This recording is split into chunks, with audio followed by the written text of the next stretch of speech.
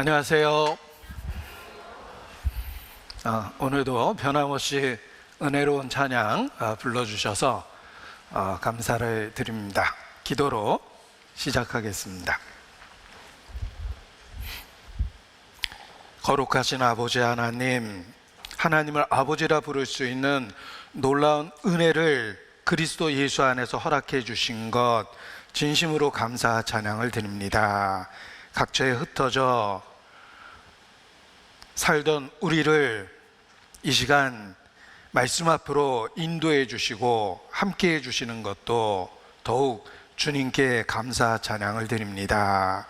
세상 끝날까지 함께 하시겠다는 그 약속의 말씀을 기억하고 의지합니다. 성령께서 이 모든 시간을 주관해 주시고 하나님의 영광만을 나타내 주시며 주의 진리의 말씀으로 우리를 가르쳐 주시기를 주님께 기도합니다. 옳고 그른 것을 분별할 수 있도록 지혜를 주시고 더욱 주님 안에서 살아갈 수 있도록 힘을 주시고 능력을 더하여 주시기를 주님께 간구합니다. 우리의 연약함과 우리의 한계를 고백하고 오직 천지를 지으신 그 능력, 죽은 자를 살리셨던 그 은혜, 그 능력과 은혜를 사모하고 기다립니다. 마른 뼈에 생기를 불어 넣어주신 것처럼 우리 모두에게 영적인 능력을 더해 주시고 하나님의 사람으로 살 수 있도록 함께 해 주시기를 주님께 기도합니다. 우리가 있는 그곳에서 세상의 빛이 되고 세상의 소금이 될 수 있도록 우리의 삶을 온전히 다스려 주시옵소서. 또 우리가 만나는 모든 사람들에게 주님을 나타내며 증거할 수 있도록 전도의 문도 열어주시기를 주님께 기도합니다. 또 우리의 가정을 살펴주셔서 육신의 모든 가족이 영원한 영적 가족이 될 수 있도록 주님 축복해 주시고 주님을 가장으로 섬기는 임마누엘 가정을 이루고 살 수 있도록 주님 지켜주시기를 주님께 간구합니다. 우리의 삶과 관계된 모든 것에 주의 은혜를 더하여 주시옵소서. 또 이 시간 선교지 일선에서 수고하시는 선교사님들의 사역과 가정을 위해서도 기도합니다. 그들의 수고가 헛되지 않도록 주님 지켜주시고 또 좋은 것을 누리지 못하는 만큼 더욱 신령한 은사를 더해 주시며 그 수고의 결과를 누릴 수 있도록 함께 해 주시기를 주님께 기도합니다. 이 시간 우리와 함께 계시는 주님께 모든 것을 의지합니다. 두루 행하시며 우리의 약한 것을 고쳐주시고 더 올바로 믿을 수 있도록 붙잡고 이끌어 주시기를 주님께 간구합니다. 또 오늘 함께 나누는 교훈을 주님 축복해 주셔서 더욱 주님과 가까워지는 그러한 기회가 될 수 있도록 주님 함께 해 주시기를 주님께 부탁을 드립니다. 주께 의지합니다. 고마우신 우리 구주 예수님 이름으로 기도합니다. 아멘. 네. 사도행전 13장 말씀을 보시겠습니다.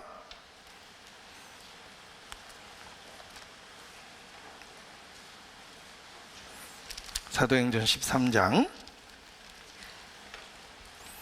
26절, 27절 말씀을 함께 읽겠습니다. 형제들, 아브라함의 후예와 너희 중 하나님을 경외하는 사람들아, 이 구원의 말씀을 우리에게 보내셨거늘 예루살렘에 사는 자들과 저희 관원들이 예수와 및 안식일마다 외우는 바 선지자들의 말을 알지 못함으로 예수를 정죄하여 선지자들의 말을 응하게 하였도다. 신약성경 27권 중에 예수님의 생애를 기록한 것이 사복음서입니다.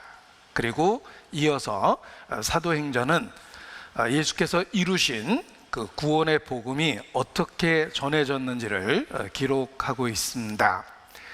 성경 전체를 사람 몸에 비유할 수 있습니다. 성경 전체가 예수 그리스도를 증거하는 것이며, 이렇게 몸에 비유했을 때 사복음서는 마치 머리에 해당하는 부분과 같다, 이렇게 표현해 볼 수 있습니다. 이 사람 육체 중에 머리가 가장 중요하고, 또 우리는 서로 얼굴을 맞대고 더 친밀한 교제를 할 수가 있습니다. 성경 66권이 몸으로 비유된다면 머리에 해당하는 부분이 바로 사복음서, 예수께서 육체를 갖고 이 땅에 오시고 직접 행하시고 가르치셨던 내용을 기록한 이 사복음서가 마치 머리 부분과 같다라고 생각을 합니다. 그래서 사복음서에 예수님의 행적을 읽다 보면 마치 예수님과 눈을 마주치고 교제하는 것과 같은 감격, 감동을 받기도 합니다. 그리고 사도행전은 머리와 몸을 이어주는 목에 해당하는 그런 부분이라고 이렇게 생각하며 교훈을 얻었습니다. 머리와 몸은 분리될 수 없습니다. 머리와 몸을 이어주는 그 중간에 목이 있습니다. 이 사도들의 행적을 기록한 사도행전이 예수님의 생애를 온 교회와 연결시켜주는 목 부분에 해당한다라고 생각할 때 더 성경의 구성을 이해할 수가 있었습니다. 사도행전은 사도들의 직접적인 행적을 기록한 것입니다. 그들의 삶, 그리고 그들이 전한 핵심적인 메시지를 사도행전이 담고 있습니다. 초대교회는 예루살렘 교회를 중심으로, 또 이방 선교는 시리아의 안디옥 교회를 중심으로 이루어졌습니다. 그리고 그 중심에 베드로, 바울과 같은 하나님의 일꾼이 있었습니다. 그래서 사도행전을 성령행전, 성령께서 사도들을 통해서 행하신 행적을 기록한 것이다 라고 표현하기도 하고, 또 그 중심 인물 베드로와 바울의 삶을 중심으로 분석하기도 합니다. 이 초대교회가 예루살렘에 있는 그 예루살렘 교회, 그리고 시리아에 있는 안디옥 교회를 중심으로 해서 시작되었는데, 특별히 이방 선교는 시리아의 안디옥 교회를 중심으로 해서 시작되었습니다. 시리아의 안디옥 교회가 어디 있는지, 우리가 보통 성경책을 보면 성경 지도가 표현되어 있고, 특별히 바울의 전도 여행에 대한 그 지도가 이렇게 많이 부록으로 붙어 있습니다. 여기 보여드리면 이 바울의 1차 전도 여행을 표현한 지도입니다. 오늘 본문은 바울의 1차 전도 여행 중에 있었던 이야기입니다. 그리고 그 본문은 비시디아 안디옥이라는 지역에서 있었던 일입니다. 이 안디옥이라는 지역 이름이 이렇게 같은 이름이 언급되어 있는데, 초대교회의 산실이 되었던 시리아의 안디옥 교회는 여기 있습니다. 그리고 바울이 1차 전도 여행 중에 설교했던, 지금 읽은 이 본문에 해당되는 안디옥이라는 지역은 여기 아시아에 있는 지역입니다. 그래서 시리아의 안디옥, 비시디아의 안디옥, 이렇게 해서 구별해 볼 수가 있습니다. 당시 로마 지배하에 있었기 때문에 로마 황제 이름을 따서 지은 지역 이름이 로마 그 지역의 전역에 이곳저곳에 있었습니다. 그래서 같은 이름 안디옥이라는 도시의 이름이 이렇게 있는 것입니다. 그래서 사도행전을 읽어보면 안디옥이라는 말이 익숙해질 수밖에 없습니다. 이 바울이 어떻게 1차 전도여행을 했는지 이 과정을 지도를 놓고 이렇게 확인해 볼 수가 있습니다. 여기 시리아의 안디옥이라는 지역에서 내륙에 있기 때문에 배를 타기 위해서는 실리기아라는 지역에 내려와서 배를 타야 됩니다. 그리고 이렇게 배를 타고 전도 여행을 시작해서 여기 구브로라는 섬에 전도를 가고 또 배를 타고 이동해서 아시아 지역의 지금의 터키 지역입니다. 안디옥이라는 내륙까지 들어와서 전도했던 이야기입니다. 여기 좀 더 복잡한 지도를 보여드렸는데 이것은 바울의 그 선교 여행을 지도 하나에 표현을 한 겁니다. 그래서 여기 각각 구별해서 1차, 2차, 3차 그리고 4차는 바울이 로마에 압송돼서 재판받으러 가는 과정을 4차 선교 여행이라고 그럽니다. 재판을 받으러 로마에 압송되는 모습이지만 그 이면에는 하나님이 바울의 그 재판 사건을 통해서 로마라는 그 제국의 중심에 전도하는 그런 계획이 있었기 때문에 압송되는 그 과정을 선교 여행 이렇게 표현을 하는 것입니다. 그래서 로마로 압송되는 과정이 있고 여러 차례 전도 여행을 지도 하나에 이렇게 표현을 한 것입니다.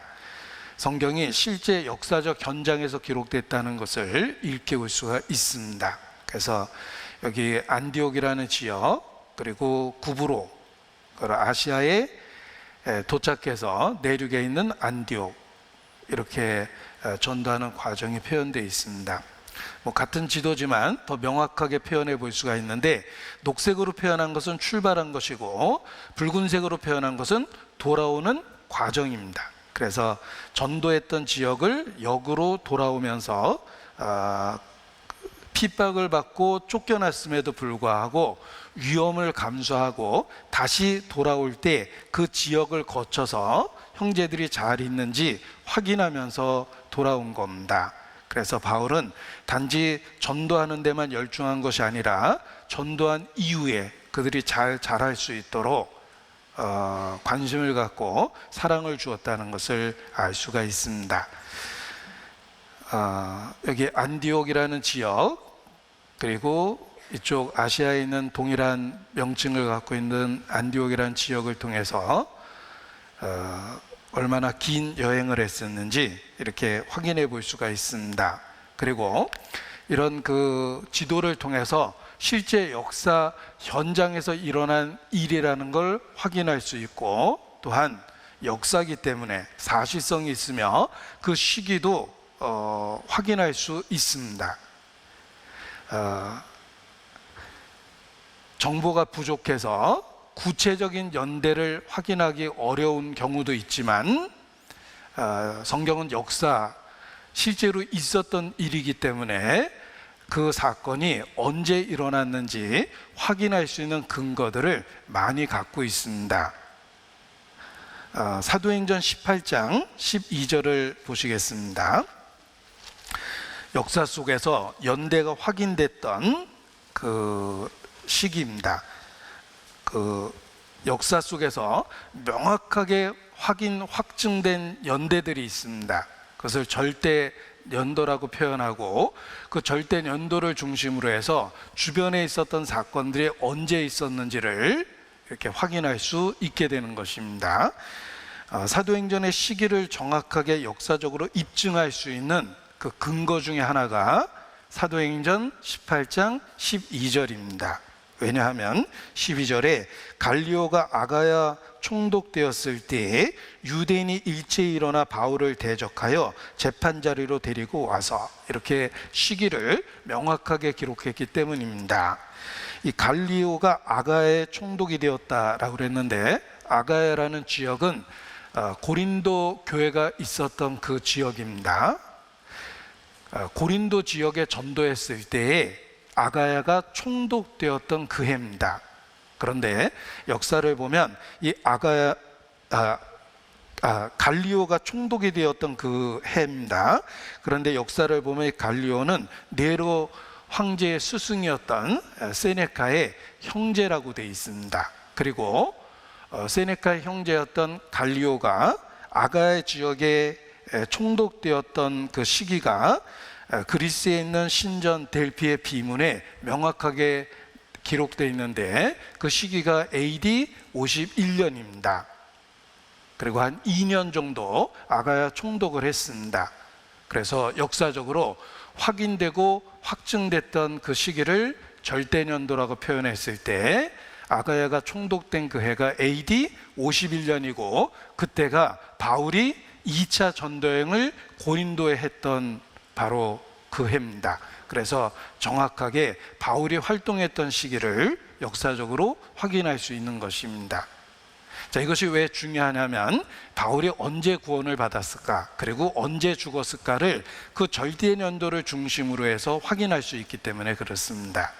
역사 속에서 명확하게 입증된 그 시기를 중심으로 해서 성경이 있었던 일어난 일을 언제 있었는지를 확인할 수 있다는 것입니다. 그래서 바울의 생애를 정리해 볼 수 있는데 이 바울의 생애를 정리를 해보면 이와 같습니다.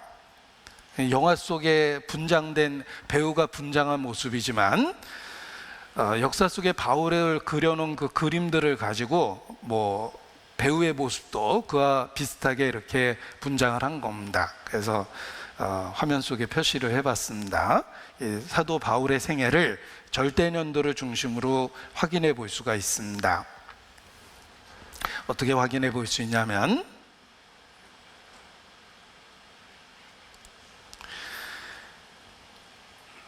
여기 아가야가 그러니까 갈리오가 아가야 총독이 되었던 그 해가 AD 51년이라고 그랬습니다.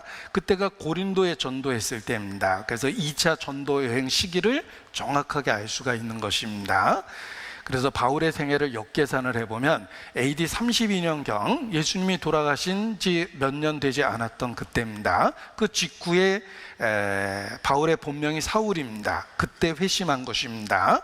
그리고 회심한 직후에 아라비아에 가서 몇 년 있었고 그리고 예루살렘에 1차 방문을 하게 됩니다. 그리고 그 1차 방문했을 때 예전에 핍박하던 자가 이제 예수를 전하고 있다라고 이렇게 소동이 일어나고 오히려 전도하는데 방해가 됩니다. 그래서 길리기아 다소에 내려가서 오랫동안 있었습니다.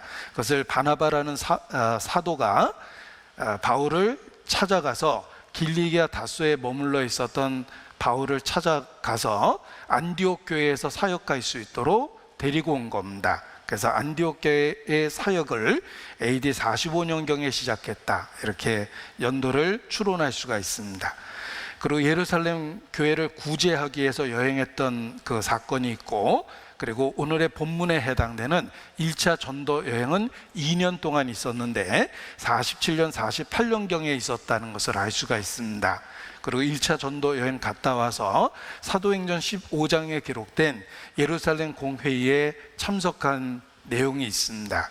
그리고 2차 전도 여행 시기가 49년도에서 51년도, 이렇게 절대 연도를 갖고 확인할 수 있습니다. 그 이후에 3차 전도 여행이 연이어서 52년에서 56년 사이에 있었고, 그리고 가이사랴 지역에 갇혀서 2년 이상 감옥에 있었던 사건이 있습니다. 그리고 로마로 압송돼서 황제 앞에 재판을 받게 되는데, 그것이 4차 전도 여행, 바울의 로마 호송되는 그 사건입니다. 압송되는 사건입니다. 그 사건이 AD 60년, 62년경에 있었다는 것을 이렇게 추론할 수가 있습니다. 이 당시가 네로 황제의 통치 기간이었습니다. 그래서 바울을 재판했던 황제는 네로 황제입니다. 그리고 62년에서 67년경에 바울이 그렇게 꿈꾸던 서바나 지역에 전도했던 기록들, 역사적 기록들을 찾아볼 수가 있습니다. 그래서 잠깐 석방돼서 오랫동안 계획했던 지금의 스페인입니다. 서바나 지역에 전도를 했다, 이렇게 이야기합니다. 그리고 다시 로마의 그리스도인에 대한 핍박이 일어나서 바울이 2차 체포되고 그때 순교당했다라고 이렇게 역사를 통해서 확인할 수가 있습니다. 그래서 바울이 죽은 해가 AD 67년 경일 것이다. 이렇게 연대를 계산해낼 수 있습니다. 바울이 처음 성경에 나타났을 때는 사울이라는 청년이 이렇게 기록되어 있기 때문에 그 나이가 젊었던 것을 알 수가 있습니다. 그리고 바울이 기록한 서신서 중에 나이 많은 나 바울은 이런 표현을 썼는데 나이 들을 때까지 사역했다는 것을 알 수가 있습니다. 그래서 이 바울이 20대 정도의 구원을 받아서 청년이라고 표현이 되어 있었다면 한 35년 이상 사역을 했기 때문에 60세 이전에 바울이 죽었을 것이다. 이렇게 바울의 생애를 계산해낼 수도 있습니다. 자, 사도행전의 뒷부분의 이야기는 사도 바울을 중심으로 기록된 것입니다. 그리고 앞부분은 베드로 사도를 중심으로 해서 기록된 것입니다. 결국은 사도행전의 중심에는 그 사도들의 행적이 기록되어 있고 그 중심에 베드로와 바울의 이야기가 대부분이라는 것입니다. 그리고 그들이 전했던 그 메시지가, 그들이 강조해서 전했던 그 메시지가 요약된 형태지만 사도행전에 잘 나타나 있습니다. 우리는 이 사도들의 그 직접적인 그 전했던 메시지를 사도행전을 통해서 확인할 수 있습니다. 그리고 그것이 이 시대에 우리 모두에게 중요합니다. 왜냐하면 우리가 믿고 있는 그 복음은 사도들이 전해준 그대로를 믿고 있어야 되기 때문에 그렇습니다. 혹 우리가 믿고 있는 내용이 베드로가 전했던 것과 다르고 바울이 전했던 것과 다르다면 누가 옳은 것일까? 당연히 직접적인 증인이 된 사도들이 옳은 것입니다.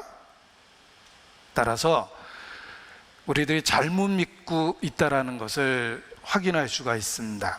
우리가 과연 올바로 믿고 있는지를 확인하기 위해서 초대교회의 역사가 필요하고 특히 사도행전의 기록이 중요합니다. 베드로, 바울, 그들은 무엇을 믿었고 무엇을 전했는가를 확인할 수 있기 때문에 그렇습니다. 우리가 믿고 있는 그 믿음의 내용이 베드로와 바울이 전했던, 사도들이 전했던 복음과 같은 것을 믿고 있는 것이 마땅합니다. 같은 주님을 믿고 있고 같은 진리를 믿고 있다는 것을 우리가 사도행전의 기록을 통해서 확인할 수 있습니다. 그들이 전해준 그대로를 과연 우리들이 믿고 있는지 확인할 수 있는 방법이 바로 사도행전의 기록이라는 것입니다.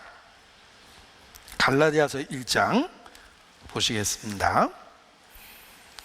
6절, 갈라디아서 1장 6절.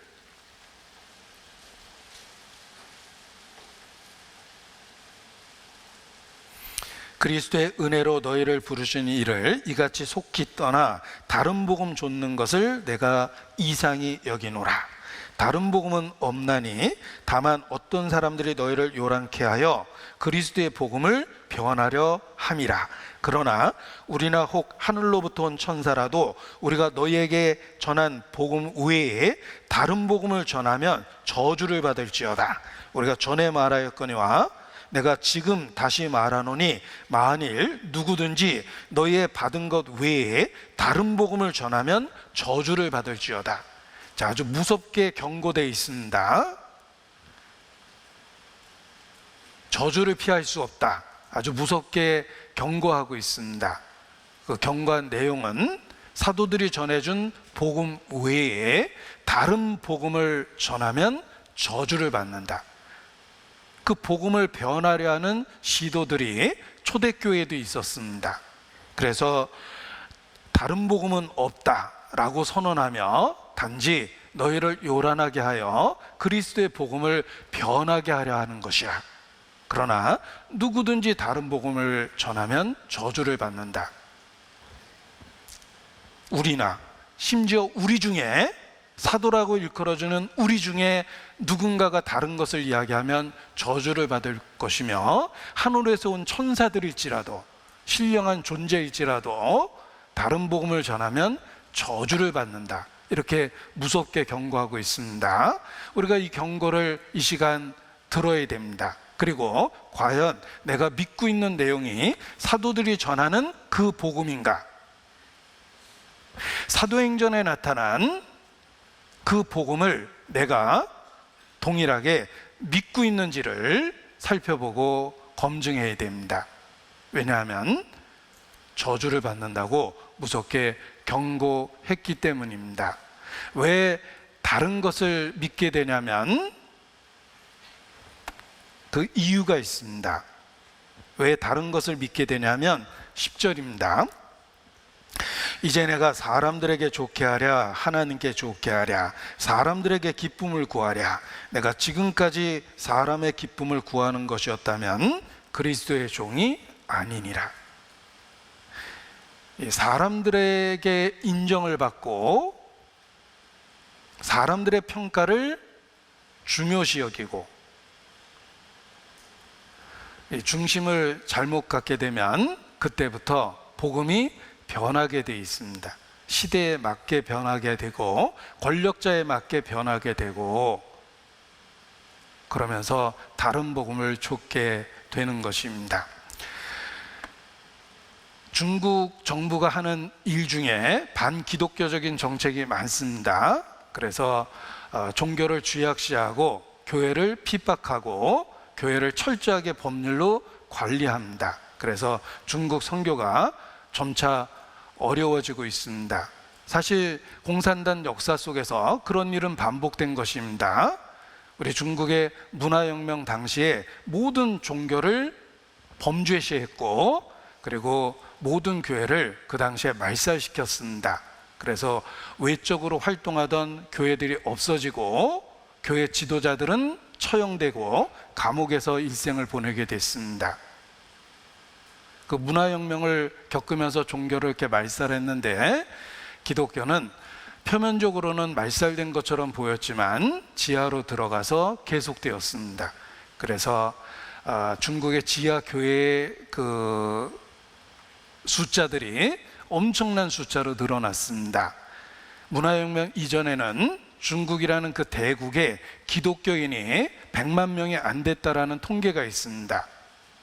기독교 역사가 깊음에도 불구하고 100만 명도 안 됐는데 문화혁명을 겪고 핍박을 겪은 이후에 지하교회 숫자가 1억에 해당한다. 이렇게 지하교회 지도자들이 주장합니다. 그들이 서방에 나와서 중국의 지하교회 현황을 이렇게 소개했는데 중국 지하교회의 그 숫자가 자신들이 계산해 보니까 1억이 넘는다라는 이야기를 합니다.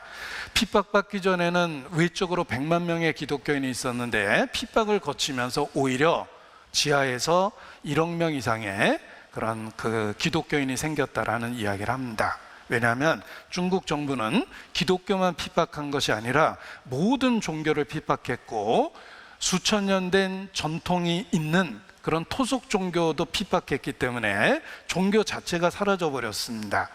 그리고 그 사라진 그곳에 지하에서나마 기독교의 진리가 전해지고 있었기 때문에 오히려 다른 종교를 갖고 의지했던 그들이 하나님을 발견할 수 있는 기회가 됐다. 이런 역설적인 상황이 벌어졌다라고 그렇게 지하교회 지도자들은 이야기합니다. 아무튼 중국 역사 속에 기독교를 핍박했던 사례가 많이 있습니다. 지금도 그렇습니다. 그래서 뉴스 타이틀 중에 Rewriting the Bible 이런 타이틀이 있습니다. 중국 정부가 성경을 다시 기록하고 있다. 새롭게 다시 기록하고 있다. 자기들의 취향에 맞게 용어를 바꾸고 내용을 수정해서 중국 정부가 허락할 수 있는 수준에서 성경을 다시 기록하고 있다. 뭐 이런 기사도 본 적이 있습니다. 하나님의 말씀을 변개하는 일을 중국 정부가 하고 있다는 것입니다. 자, 그것은 중국이라는 큰 권력체 안에서만 일어나는 일이 아니라 작은 교단 안에서도 일어납니다. 종교적인 권력을 갖고 사람들의 기호에 맞추려고 하면서 진리를 타협하는 겁니다. 사람에게 좋게 하고 사람의 평판을 중요시 여기고 사람에게 영향력을 갖고자 목적을 가지면 진리를 타협할 수밖에 없습니다. 그러나 바울은 단호하게 경고합니다. 다른 복음은 없다. 사도들이 전한 것 외에 다른 복음을 전하면 저주를 받는다. 이렇게 무섭게 경고하고 있습니다. 갈라디아서 1장 7절을 보십시오. 다른 복음은 없나니 다만 신천지 같은 사람들이 너희를 요란하게 하여 그리스도의 복음을 변하려 함이라. 우리 시대에는 이렇게 예를 들 수가 있죠. 진리 자체를 변하게 하는 다른 복음을 전하는 사람들이 많은 시대를 우리가 살고 있습니다. 그리고 6절 말씀을 보십시오. 속히 떠나, 진리로부터 속히 떠나는 사람이 있다는 것입니다. 사람에게 좋게 하면, 사람에게 좋게 하려는 의도를 가지면, 사람의 평판을 중요시 여기면 진리에서 쉽게 벗어나게 된다는 뜻입니다. 내가 하나님께 좋게 하랴, 사람에게 좋게 하랴, 그 기준을 명확하게 가져야지만 진리를 지킬 수 있다는 것입니다. 자, 사도들이 전해준 복음 그대로 우리가 과연 그대로 믿고 있는가? 내가 믿는다라는 것 중요하고 열심히 믿는 것 중요하지만 더욱 중요한 것은 사도들이 전해준 그대로 그 복음을 믿고 있는가? 이것이 더욱 중요합니다. 그래서 과연 내가 올바로 믿고 있는지 자기 자신을 점검하고 확인하고 확증해야 됩니다. 누구든지 복음을 변하게 할 그런 위험을 갖고 있기 때문에 그렇습니다. 그래서 끊임없이 내가 올바로 믿고 있는지, 사도들이 전해준 그대로를 믿고 있는지를 확인하고 확증해야 됩니다. 배가 망망대해에서 목적지에 도착할 수 있는 이유는 매일 항로를 확인하고 교정하고 있기 때문에 그렇습니다. 망망대해 어느 쪽이 동서남북인지 구별하기 어려운 상황에서 배는 항해하고 있습니다. 자신이 있는 위치를 확인하고 나가야 될 목적지를 확인하고 항로를 끊임없이 조정해서 목적지에 도착할 수 있는 것입니다. 운전을 해도 그렇습니다. 가만히 있으면 목적지에 도착하는 것이 아니라 운전대를 잡고 끊임없이 길을 맞춰서 운전을 해야 되고 매 순간 차로 안에 차가 존재할 수 있도록 핸들을 조정하고 있어서 목적지에 안전하게 도착하는 것입니다.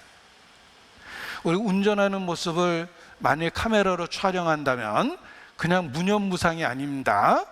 무념무상인 것처럼 보이지만 손이 미세하게 움직이고 있죠. 차로를 수정하고 있는 겁니다. 그리고 때로는 핸들이 급격한 각도로 꺾입니다. 방향을 바꾸고 있는 거예요. 그렇게 끊임없이 조정했기 때문에 최종적인 목적지에 안전하게 도착할 수 있는 것입니다. 천국에 이르는 길도 그렇습니다. 우리가 끊임없이 말씀이라는 그 항로 안에 있어야지만 최종적 목적지에 도착할 수 있습니다. 그래서 내가 과연 올바로 믿고 있는 것인지, 혹 진리로부터 변하고 있는 그 어떤 것은 없는 것인지 확인하고 확증해야 됩니다. 그리고 확인하고 확증하는 방법은 말씀 그 자체입니다. 성경이라는 절대적인 기준을 주셨습니다. 성경이라는 기준을 갖고 내가 과연 그대로 믿고 있는지 확인해야 됩니다. 특별히 사도행전을 보십시오. 사도들의 삶과 사도들의 메시지가 기록되어 있습니다. 내가 믿고 있는 그 복음이 사도들이 전한 그 복음입니까? 확인하고 확증해야 됩니다. 저는 개인적으로 가장 많이 읽은 성경이 사도행전하고 로마서입니다. 그 이유는 성경대로 믿고자 하는 열망 때문에 그렇습니다. 사도들이 전해준 그대로 믿고자 하는 그 열망 때문에 베드로는 무엇을 전했고 바울은 무엇을 전했는지 확인하려고 사도행전을 열심히 읽었고, 또 믿는 그 믿음의 내용을 가장 논리적으로 요약해서 기록된 것이 로마서이기 때문에 로마서라는 교리서신을 가장 많이 읽었던 것입니다. 자, 누구든지 그렇습니다. 자신이 올바로 믿고 있는지 점검하는 방법은 성경을 갖고 확인하는 것입니다.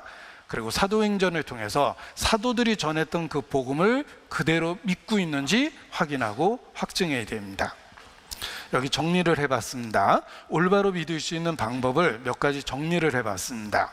내가 올바로 믿고 있는가를 확인하는 방법입니다. 성경대로 믿는지 끊임없이 확인하고 확증해야 됩니다. 성경을 갖고 직접 확인해야 됩니다. 찰스 스펄전 목사님이 아주 좋은 표현을 썼습니다. visit, 방문하라. 좋은 책들을 방문하라. visit many good books. 좋은 책들을 방문하라. but, 그러나 live in the Bible. 성경에서 살아라. 이게 찰스 스펄전 목사가 쓴 표현입니다. 우리가 좋은 서적을 읽을 뿐만 아니라 live in the Bible. 성경에서 살아야 된다. 우리가 머물고 있는 그곳은 성경이라는 절대적인 진리입니다. 그것이 항로를 올바로 가질 수 있는 방법입니다. 그래서 성경대로 성경을 갖고 확인해야 된다. 특별히 사도행전의 의미가 있습니다. 사도행전은 사도들의 직접적인 증언입니다. 예수님께 직접 배웠던 그들, 예수님께 직접 배우고 보고 들었던 그 직접적인 증인입니다. 그 사도들이 전했던 메시지를 사도행전을 통해서 확인할 수 있습니다. 내가 믿고 있는 것이 과연 사도들이 전하고 있는 그 복음인지 확인하고 확증해야 하는 것입니다. 그리고 역사 속에 건전한 성도들의 고백, 그들이 남겨놓은 책, 그들의 삶에 대한 기록을 통해서 또 올바른 믿음을 가질 수가 있습니다. 역사 속에 수없이 많은 순교자들이 있습니다. 그들은 자신의 목숨을 희생하며 자신이 믿고 있는 것이 진리라는 그 증언을 한 것입니다. 자신의 피로 자신이 믿고 있는 메시지를 증언을 한 것입니다. 그 순교자들의 책이 있습니다. 역사 속에서 가톨릭의 아주 충성된 사람이 있었습니다. 그리고 이단 교리를 통해서 종교 재판을 통해서 처형되는 사람들을 보고 저런 이단들이 있나, 그리고 그들에 대한 기록을 모아서 그 이단들이 얼마나 잘못 믿고 있는지 확인하려고 했습니다. 그런데 그 종교 재판을 통해서 순교당하는 사람들의 재판 기록을 모으다 보니까 그들은 똑같은 증언을 하면서 죽고 있다는 것을 알게 되었습니다. 종교 재판을 통해서 이단으로 정죄되고 순교했던 사람들은 재판하는 도중에 자신들이 믿고 있는 것을 절대 포기하지 않았습니다. 그런데 그 기록을 모으다 보니까 똑같은 이야기를 하고 있다는 걸 알게 됐습니다.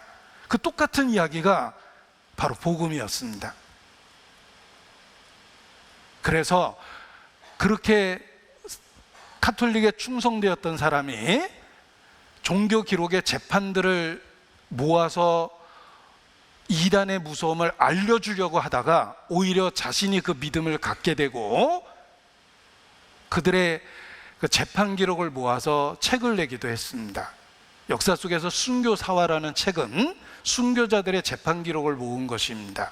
그런데 그들은 죽음 앞에서도 똑같은 메시지를 고백합니다. 그것이 바로 우리가 복음이라고 일컫는 그 메시지입니다. 예수 그리스도께서 온 세상 죄를 지고 인류의 죄값을 십자가에서 다 갚으셔서 속죄를 완성했다. 그 예수 그리스도를 통해서만 구원을 얻는다라는 그 복음의 메시지가 순교자들의 고백 속에 다 들어있었던 겁니다. 그리고 역으로 그 순교자들의 기록을 통해서 진리가 무엇인지를 깨닫게 됩니다. 자, 우리도 마찬가지입니다. 기독교를 통해서 권력과 부와 영향력을 누렸던 사람들의 이야기가 아니라 자신이 믿고 있는 것 때문에 목숨을 버렸던 순교자들의 기록이 있습니다. 그들이 남겨둔 메시지가 있습니다. 청교도의 책들이 있습니다. 핍박받은 사람들의 기록이 있습니다. 그 기록을 통해서 무엇이 진리인지 확인하고 확증할 수 있는 것입니다. 그래서 1500년대, 1600년대, 또 1700년대 신앙 때문에 핍박받은 사람들의 이야기, 그들의 책들이 지금도 전해지고 있습니다. 과연 내가 믿고 있는 것과 똑같은 것인지 확인하고 확증할 수 있습니다. 그리고 또 하나의 방법은 찬송가 가사 속에 나타난 교리적인 내용입니다. 자, 찬송가는 시입니다. 시로 신앙을 고백을 한 것입니다. 시를 쓰려면 상당한 감동이 있어야지만 시가 쓰여집니다. 시를 써본 사람들은 다 공감할 것입니다. 우리가 감동 없이 산문은 쓸 수가 있습니다. 긴 글은 쓸 수 있지만 시적인 글을 쓰기 위해서는 상당히 그 내용에 스스로 감동이 돼야지만 시가 쓰여지는 것입니다. 찬송가 그 함축된 시 속에 그들이 믿고 있는 진리가 들어 있습니다. 그래서 찬송가 가사들을 살펴보면 핵심적인 진리가 무엇인지를 알 수가 있습니다. 그래서 좋은 시집을 읽듯이 찬송가 멜로디를 모른다 하더라도 그 가사를 읽고 묵상해 보면 무엇이 핵심적인 진리인지 그 안에 분명히 들어 있습니다. 그것이 바로 사도들이 전해준 복음, 그것입니다. 찬송가 가사를 통해서도 올바른 믿음을 확인할 수 있는 것입니다. 그리고 다섯 번째, 공인된 신경, 신조의 내용과 비교해 보는 것입니다. 보편적으로 사람들이 이것이 진리라고 핵심적인 내용을 요약한 것을 신경이나 신조라고 이야기합니다. 성경은 장황한 스토리텔링, 이야기를 담고 있기 때문에 핵심이 무엇인지 놓칠 수 있습니다. 그래서 이것만은 꼭 가르치자, 무엇이 핵심인지를 정리한 것이 신경 또는 신조라고 일컬어지는 그 요약된 교리입니다. 그래서 내가 믿고 있는 내용들이 건전한 성도들의 신경과 신조와 일치하는지 확인을 하는 것이 필요합니다. 자, 그 중에 많이 사용되는 신경이 가장 널리 알려진 것이 사도신경입니다. 이 사도신경은 믿고 있는 핵심적인 내용을 요약한 것입니다. 그래서 짧은 글 속에 핵심적인 내용을 요약해낸 것인데, 이것은 핵심적인 진리가 무엇인지를, 꼭 알아야 될 진리가 무엇인지를 이렇게 담아내기 위해서 신경이나 신조가 만들어진 것입니다. 자, 그런데 어느 모임에서는 사도신경을 공적 예배에서 외우기도 하고, 혹 어떤 모임에서는 외우지 않기도 합니다. 우리 모임도 공적 모임에서 사도행전을 암송하지 않는 모임 중에 하나입니다. 그런데 왜 사도행전을 외우지 않을까라는 이유를 찾아보면 좀 더 성경적으로 올바로 믿기 위해서 사도신경을 공적 예배에서 외우지 않는다, 이런 답을 듣게 됩니다. 자, 올바로 믿으려고 만든 사도신경이나 신조는 핵심적인 진리가 무엇인지를 가르치기 위해서 만든 내용입니다. 그래서 올바로 믿기 위해서 만들었던 내용임에도 불구하고 역설적이지만 올바로 믿으려는 의도 때문에 오히려 암송하지 않는다라는 이런 답변을 듣게 됩니다. 그래서 혹 그것이 무슨 의미인지를 이렇게 모르는 경우가 있기 때문에 그것에 대해서 좀 생각을 해보려고 합니다. 우리나라의 사도신경이 처음 소개된 것은 언더우드에 의해서입니다. 1894년 언더우드 선교사가 편찬한 악보집 찬양가에 사도신경이 최초로 수록이 됐습니다. 그래서 처음으로 기독교가 들어왔을 때 사도신경도 함께 소개가 된 것입니다. 그런데 이게 이제 우리나라 100여 년의 기독교 역사 속에서 여러 가지 변형된 형태로 번역이 됩니다. 그래서 언더우드가 번역한 그 찬양가에 있는 내용, 감리교에서 번역한 찬미가에 있는 내용들, 장로교에서 번역한 내용들, 또 어떤 다른 번역본을 비교해 보면 조금씩 번역이 다르다는 것을 이렇게 알 수가 있습니다. 여러 번역본이 있었는데 그것이 이제 정리가 된 겁니다. 그래서 지금도 기독교 일반적인 기독교 안에서 번역한 내용과 천주교에서 번역해서 사용하는 내용과 그리고 성공회라는 또 다른 교단에서 이렇게 번역해서 사용하는 내용들이 표현에 있어서 조금씩 차이를 갖고 있습니다. 그리고 그 내용이 또 교리적인 약간의 문제를 갖고 있기 때문에 이런 식으로 개정돼야 된다. 그리고 그 이유는 이와 같다라고 해서 이렇게 주장하는 분들도 많습니다. 이 사도신경이 여러 번역본이 있다가 하나로 통일된 과정을 겪었다라는 것을 알 수가 있습니다. 자, 그런데 특별히 한국교회에 아주 강한 특징이 있습니다. 한국교회에 있는 독특한 경향이 있는데 그것이 바로 공적 모임에서 사도신경을 암송하지 않으면 이단 취급하는 경향이 있다는 것입니다. 그런데 이러한 그 경향은 특별히 한국교회의 아주 강한 그 특징 중에 하나입니다. 사도신경을 외우지 않으니까 이단이다 이렇게 표현하는 것입니다.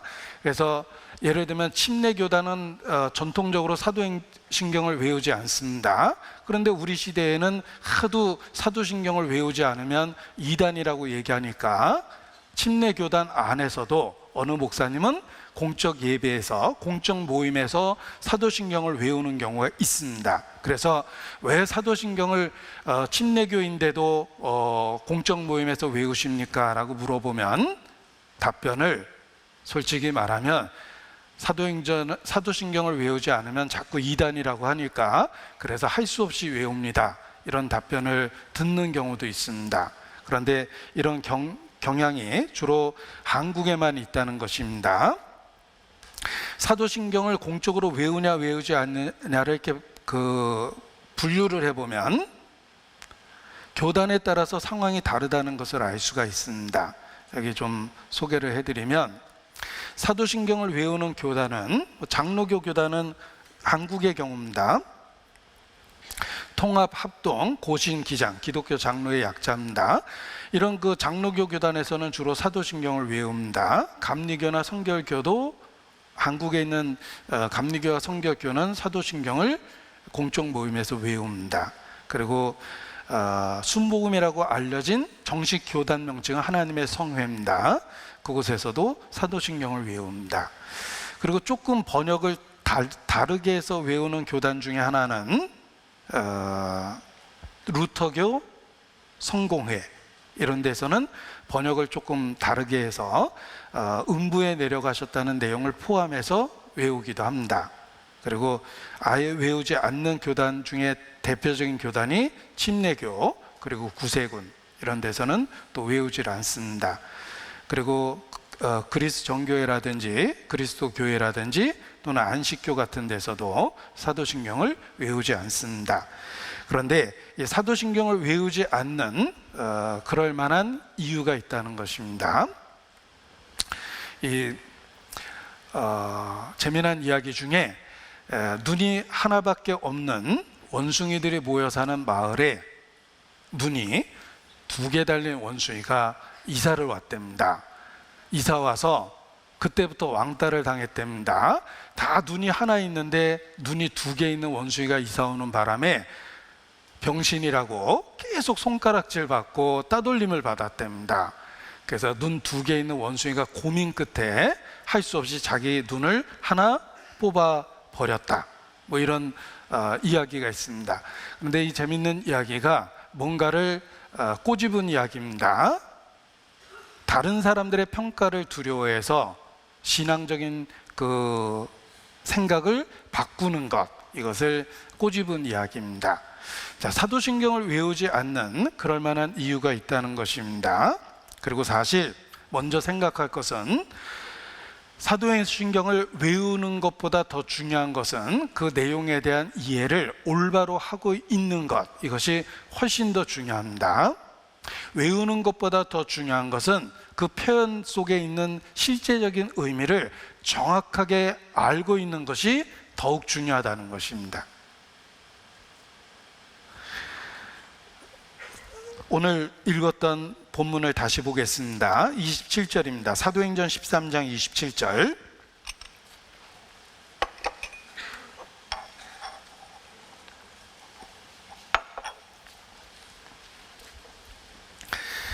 예루살렘에 사는 자들과 저희 관원들이 예수와 및 안식일마다 외우는 바 선지자들의 말을 알지 못함으로 예수를 정죄하여 선지자들의 말을 응하게 하였도다. 자, 하나님을 섬긴다고 했던 유대인, 그들이 하나님의 아들을 죽였습니다.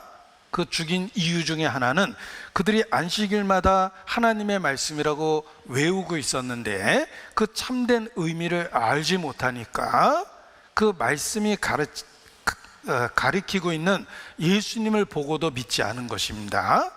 그래서 예수님을 정죄했습니다.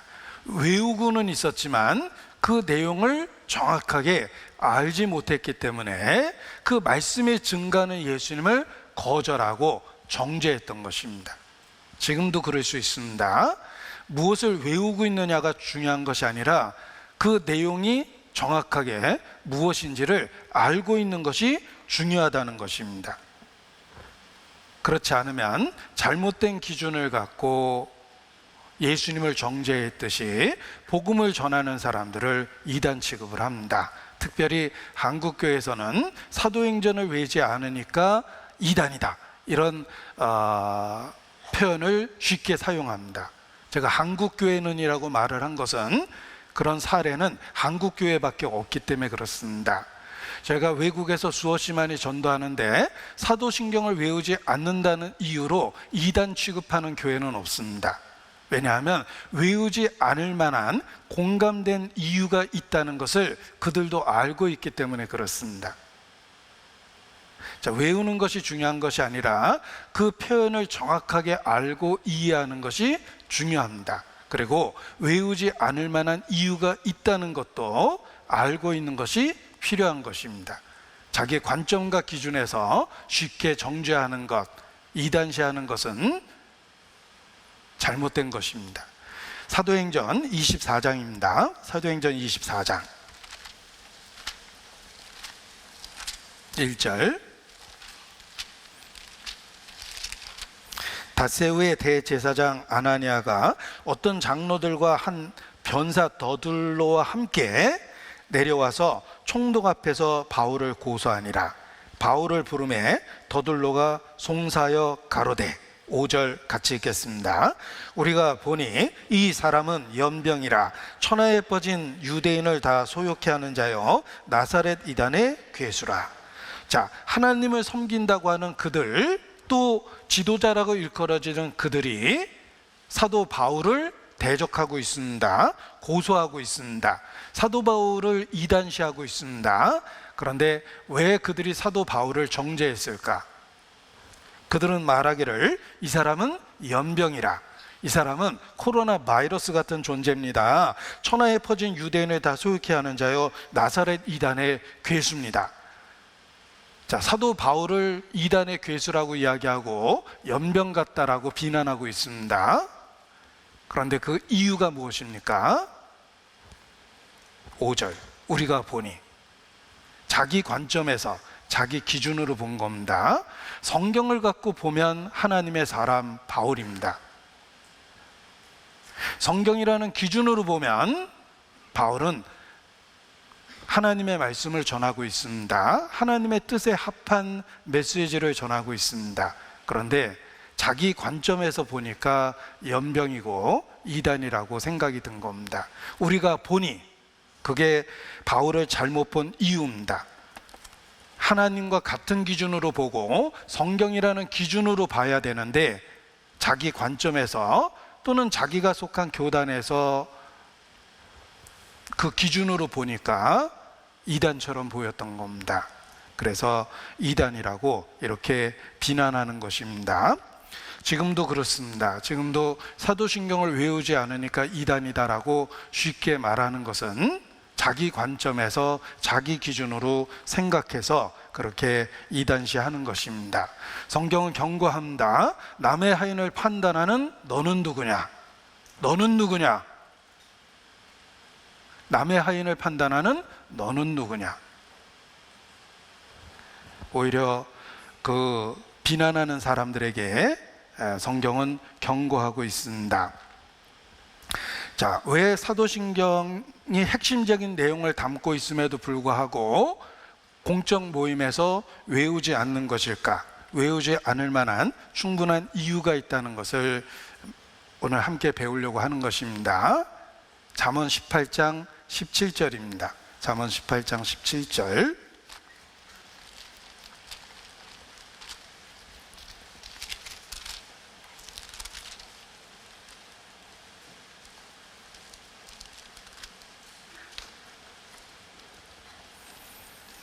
같이 읽겠습니다. 송사의 원고의 말이 바른 것 같으나 그 피고가 와서 밝히느니라.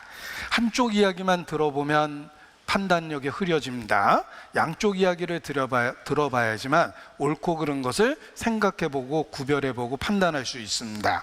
송사의 원고의 말이 바른 것 같으나 그 피고가 와서 밝히느니라. 양쪽의 이야기를 들어봐야 됩니다.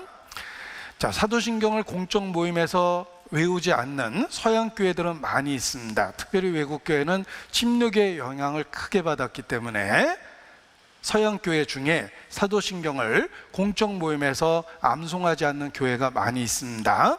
저희도 선교사들에게 직접 배웠기 때문에 선교사들은 사도신경을 공적 모임에서 암송하지는 않았습니다. 그래서 저희 모임에서도 공적 모임에서 사도신경을 외우지 않는 것입니다. 성경의 핵심적인 내용을 요약했음에도 불구하고 성경은 아니기 때문에 그렇습니다. 성경은 아니다라는 말은 그 표현이 성경에 없는 표현이 들어갈 수 있다는 것입니다. 성경의 내용을 설명하려고 하면서 성경에 없는 표현을 쓰면서 다른 내용을 담을 수 있기 때문에 좀 더 올바로 믿으려는 열망 때문에 오해를 받음에도 불구하고 사도신경을 공적 모임에서 외우지 않는 것입니다. 특히 침례교회는 역사 속에서 획일성을 부정하고 국가교회나 유아세례를 거부했습니다. 성경에 없으면 국가가 권력으로 강요해도 거절한 것이 침례교입니다. 그리고 믿는 사람이 신앙을 고백하면서 세례를 받아야지, 어린아이가 태어났을 때 자기 의지가 없는 상태에서 받는 유아 세례가 어떤 유익이 있는가? 믿는 사람이 세례를 받아야 된다라는 신자 세례, 유아 세례를 거절하고 신자 세례를 주장했기 때문에 더더욱 사도신경을 거절했던 것입니다. 공적 모임에서 외우는 것을 거절했던 것입니다. 그리고 사도신경의 문제는 핵심적인 내용을 요약하려는 의도는 좋지만 성경은 아니기 때문에 다른 내용이 들어갈 수 있을 뿐만 아니라 너무 요약한 내용으로 인해서 중요한 내용이 빠질 수 있는 위험이 있다. 그래서 공적 모임에서 마치 그것이 신앙의 전부인 것처럼 외우는 것은 위험하다, 이렇게 평가를 한 것입니다. 그래서 사도신경의 단점이 이와 같다라고 이야기합니다. 사도신경은 성경의 교리와 구원의 진리를 함축하고 있습니다. 핵심적인 진리를 담고는 있지만 성경은 아니기 때문에 그 표현이 다른 것을 나타낼 수 있는 가능성이 있다는 겁니다. 믿음의 핵심 본질이 무엇인지를 알게 해주지만 이것이 장점입니다. 그러나 단점은 너무 간단한 말로 정리되어서 믿음의 내용을 축소시킬 위험이 있다.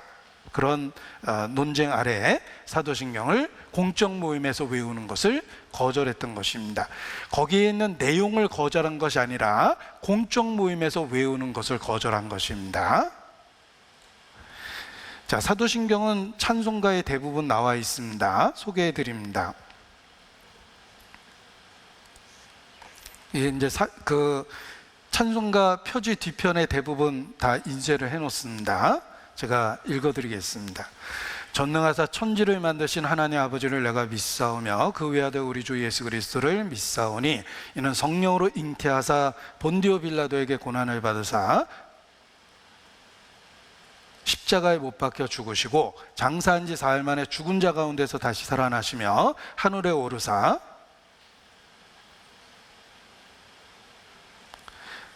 뭔가 제가 외우다가 빠져 있다는 게 있네요. 저기가 빠졌네요.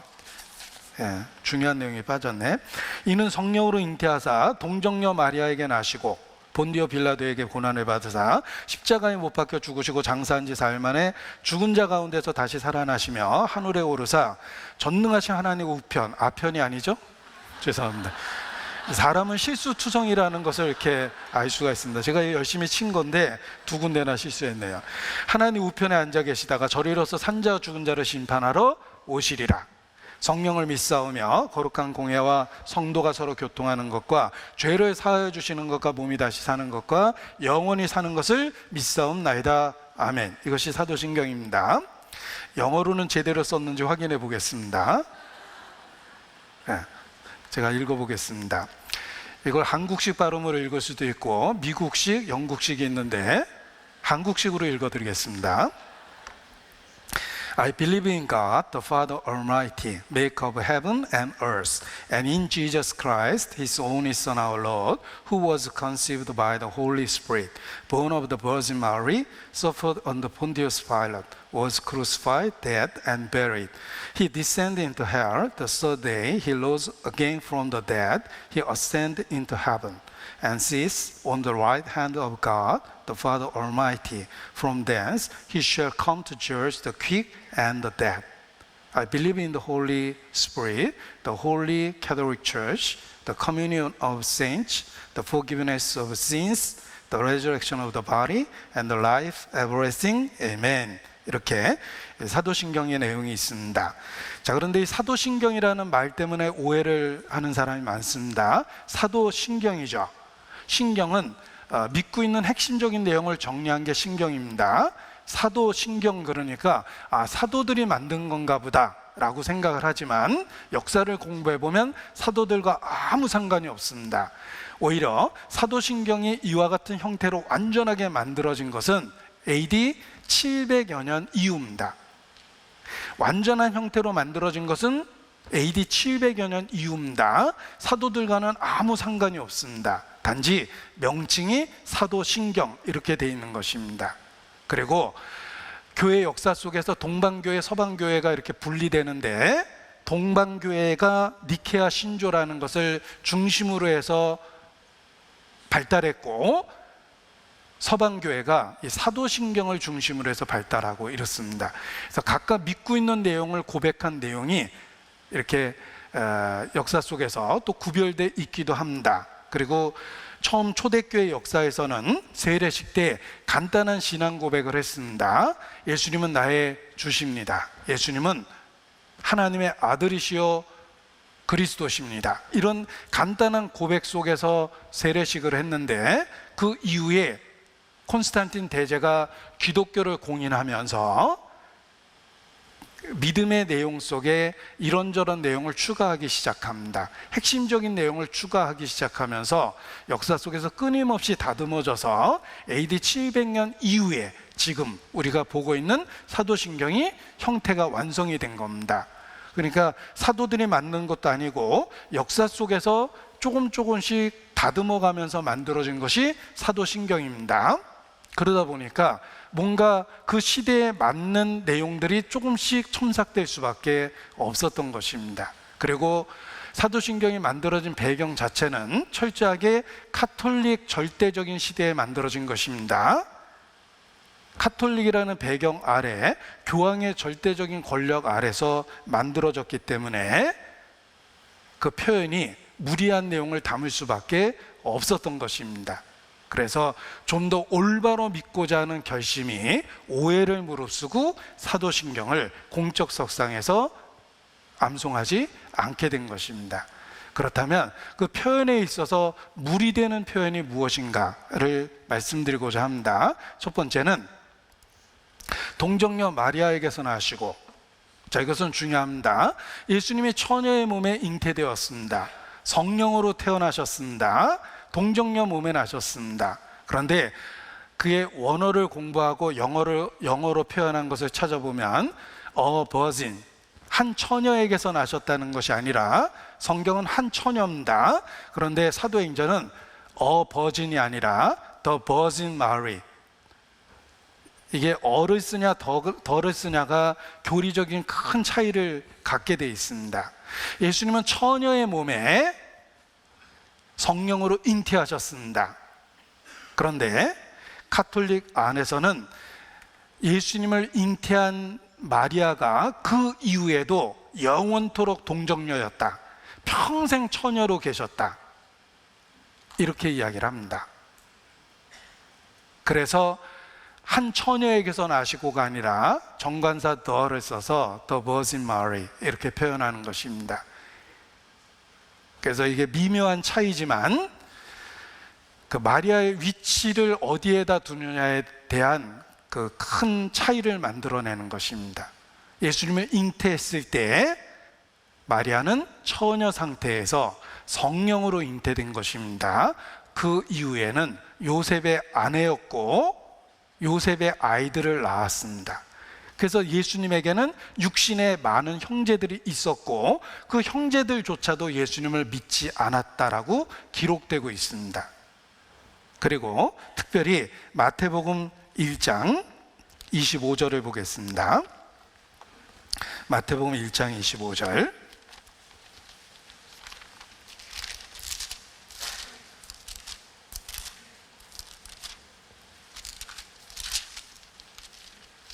(1장 25절) 같이 읽죠. 아들을 낳기까지 동침치 아니하더니 나음의 이름을 예수라 하니라. 자, 이 아들이란 표현이 원래 기록된 내용을 갖고 표현하면 맏아들을 낳아 강보에 쌓았다, 맏아들을 낳기까지라는 그 표현입니다. 그런데 마리아가 평생 동정녀로 있었다라는 걸 강조하다 보니까 이 맏자를 붙이느냐 안 붙이느냐가 큰 논쟁거리가 된 겁니다. 자, 마리아는 처녀 상태에서 아들을 낳았지만 그 이후에는 요셉의 아내로 요셉의 자녀들을 낳았습니다. 성경의 기록이 그거를 확인합니다. 그래서 예수님의 육신의 형제가 있었습니다. 그 중에 하나가 성경에 나타난 야고보 또 유다라는 그 형제들의 이름입니다. 그들은 초대교회의 지도자가 되기도 했습니다. 그런데 사도신경을 외울 때는 한 처녀가 아니라 정관사 더를 써서 The Virgin Mary, 동정녀 마리아를 영원한 동정녀로 표현하는 신앙 고백을 했던 것입니다. 그래서 가톨릭의 교리상 마리아는 공동 구속주, 공동의 중보자, 하나님께 나아가는 공동의 중보자가 됩니다. 하나님과 사람 사이의 중보자는 예수 그리스도 한 분인데 영원한 동정녀라고 주장하는 마리아가 공동의 중보자가 된다는 핵심적인 교리가 생겨버리는 것입니다. 그래서 논쟁이 있는 그 표현을 쓴 것이 되는 것입니다. 원래 중동에는 하늘 황후에 대한 믿음이 있었습니다. 고대 많은 신들은 남신이 있고 여신이 있는데 여신이 가장 인기가 있습니다. 그 이유는 모성애를 나타내기 때문에 그렇습니다. 남자 신보다는 여자 신이 항상 인기가 있습니다. 그래서 그리스에도 많은 신들이 있는데 최고의 신 제우스보다 더 인기 있는 신은 그의 부인 헤라입니다. 화장품 이름 헤라가 아니라 제우스 부인 헤라입니다. 그래서 올림픽 체화할 때 최고의 신에게서 불을 따오는데 그게 제우스 신전에서 따질 않고 놀랍게도 헤라 신전에서 땁니다. 그 이유는 여신이 인기가 있기 때문에 그렇습니다. 중동에 가장 인기 있는 신은 여신입니다. 그래서 예수님을 로마가 기독교화돼서 예수님을 구세주라고 했을 때 오랫동안 여신을 숭배했던 그들은 당황스러울 수밖에 없었습니다. 그래서 그들이 섬겼던 여신을 마리아로 대체한 거죠. 그래서 하늘 황후라는 공식적인 표현을 쓰는데 그 표현은 중동의 여신을 나타내는 오랫동안 사용됐던 표현입니다. 에레미야 7장 18절입니다. 에레미야 7장 18절.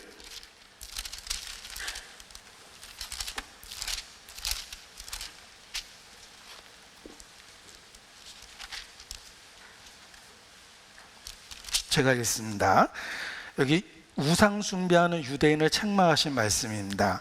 자식들은 나무를 줍고 아비들은 불을 피우며 부녀들은 가루를 반죽하여 온 가족이 하하호 하면서 신을 섬깁니다. 하늘 황후를 위하여 과자를 만들며 그들이 또 다른 신들에게 전제를 부음으로써 나의 노를 격동하느니라. 그 당시에 여신 숭배 사상이 있었습니다. 최고의 신인 하늘 황후가 있었습니다. 그 여신 숭배 사상을 하나님이 정죄하신 것입니다. 그런데 그 오래된 그 여신 사상을 마리아로 대체해서 같은 동급을 만들고 하나님께 나아갈 때 공동의 중보자가 된다라는 교리를 만든 것입니다. 그래서 이게 동정녀 마리아에게 나시고라는 고백이 버진이냐 더 버진이냐가 큰 그 차이를 만들어내는 것입니다. 그래서 영어로 사도신경을 외우는 문화권에서 서양 교회가 그게 꺼려져서 사도신경을 못 외우는 겁니다. 그리고 두 번째 문제되는 것은 본디오 빌라도에게 고난을 받으사라는 구절입니다. 성경을 살펴보면 끊임없이 유대인들이 예수님을 대적하고 예수님을 죽이려고 합니다. 그리고 이미 잡아다가 정죄했어요. 죽이겠다고. 그런데 단지 법적으로 로마 지배 아래에 있었기 때문에 최종적인 결정을 로마에서 해야 돼요. 그 대행권을 갖고 있는 빌라도가 해야 돼. 그래서 빌라도에게 가서 죽여달라고 고소하고 빌라도가 거절하니까 데모하고 위협하고 협박했던 거예요. 그러니까 빌라도가 나중에 곤란해서 손도 씻죠. 니들이 다 책임져. 난 상관없어. 빌라도는 끊임없이 살려주려고 그랬습니다. 물론 최종적인 결정을 한 것은 빌라도예요. 그러나 그 이면에 유대인들이 예수님을 끊임없이 정죄하고 고소하고 죽이라고 선언합니다. 그런데 그 예수님의 죽음을 빌라도라는 한 사람한테 그냥 몰아버린 거예요.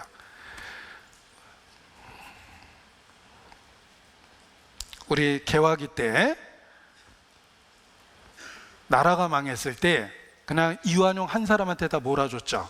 이완용 때문에 나라가 망한 거야. 속 편하잖아요. 한 사람 때문에 망했으니까 이완용만 욕하면 되는 거예요. 그런 식으로 빌라도 하나에게 예수님의 죽음의 원인을 다 몰아버린 겁니다. 그런데 그 이면에는 유대인들이 예수님을 정죄하고 죽이라고 그랬고 빌라도는 법적인 결정을 한 것뿐입니다. 자, 유대 종교 지도자들이 예수님을 거절하고 정죄했다는 것은 우리 모두에게 교훈이 되는 것입니다. 유대 종교가의 캐릭터가 우리 본능에 있기 때문에 그래요. 우리 본성 속에 종교적 캐릭터가 구세주를 거절하는 교만함이 있습니다. 그런데 그냥 예수님의 죽음의 원인을 빌라도에게 그냥 다 몰아서 한 사람에게 원인을 돌려서 예수님의 죽음의 원인을 깊이 생각하지 못하게 만드는 것입니다. 빌라도가 죽였잖아. 이렇게 간단하게 생각을 해버리게 만든 거예요. 그리고 교리적으로는 본디오 빌라도에게 고난을 받으사가 아니라 예수님의 고난은 온 세상의 죄를 짊어진 결과입니다.